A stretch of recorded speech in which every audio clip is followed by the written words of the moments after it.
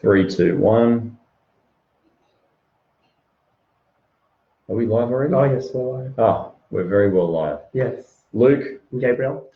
Welcome back to Clinical Trial Talk. Something's been sort of cooking in my brain since the last live session, which was we were talking a bit about advertising in the States compared with Australia for medicines. Oh, okay. Which is a bit off topic because we're talking about clinical trials. That's what the focus of this is. But I think it's an interesting point that was made because we're trying to bring clinical trials into the discussion in the public domain and make it a bit more open in terms of transparency and whatnot.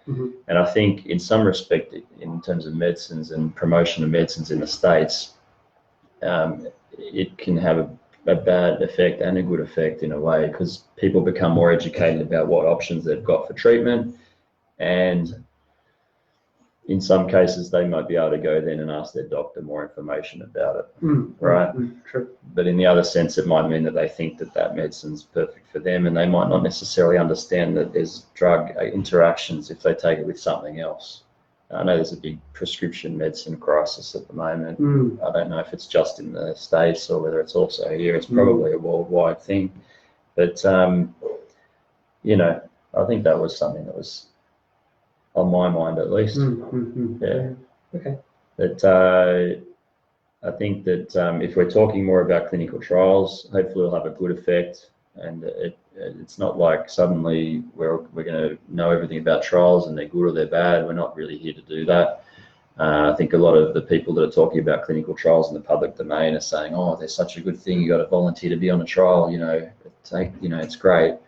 You really got. Last week we were talking about what questions to ask and making sure you do know what you're getting into before you give your consent to be on the study. So, yeah, what else are we going to talk about? I don't know. I mean, we can talk about some more of the questions to ask. Maybe we can talk about part B or part C of the participant information sheet that we were talking about last week. Yeah, I think. So just to recap, part A is the general information section. So that's the information that's always relevant to any clinical trial that's being run. So we were talking about last week.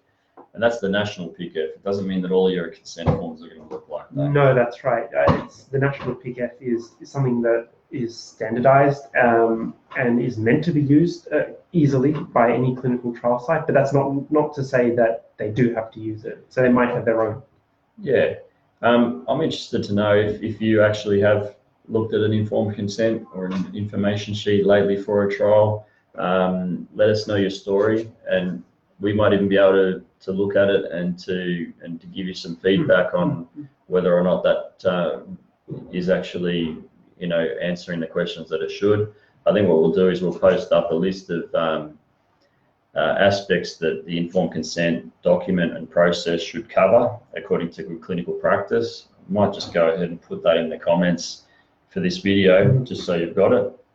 And let us know if you've ever been on a study and how was your consent process? Did it go well? Did you think that you were consented to standard, or do you think that it was a bit subpar?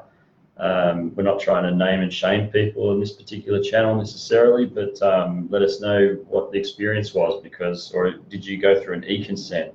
Were you done on an electronic consent form? How did that go? Yeah, I think if you get a participant information form and you're kind of confused by it, or it's really wordy or really long, then I don't think it's properly doing its job, because what it really needs to do is communicate with you clearly and concisely what are the risks and benefits associated with a particular trial, not kind of hide behind all this legalese or jargon.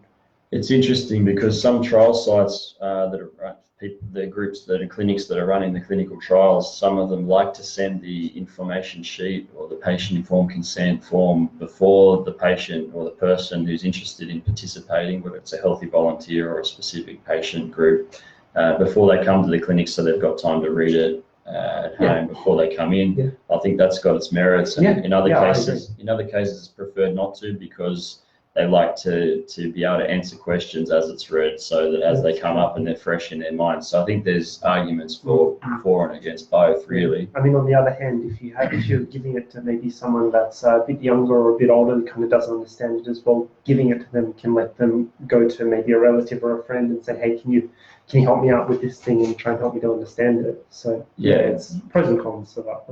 Let us know what you think. And I mean, in some cases, these forms can be about 20 pages long, and they're getting bigger. And I think traditionally it was meant to be a shorter document, but as legalities come in and whatnot, things get more stringent and more information. People want to cover themselves. It doesn't mean that they're, it doesn't always mean it's a better informed consent process. And so just because it's in the informed consent doesn't mean that anyone really reads it. They might gloss over it because it's too long or something. It's not really. Well, that's the thing. If you get given a 20-page document to read, exactly. you're going to need more than 5 minutes to read it before you go and talk. Exactly. It's unreasonable to think otherwise. You might generate 100 questions from that, and it needs to be put forward and discussed, because it's not just meant to be in written form. It's meant to be written and verbal. So that's an important one. And I think we'll keep the video short this week.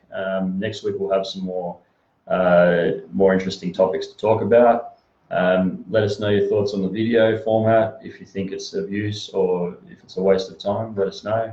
Let us know of your experience or any questions you've got to do with clinical trials, because that's what we're here to try to discuss and hopefully help out. Yep.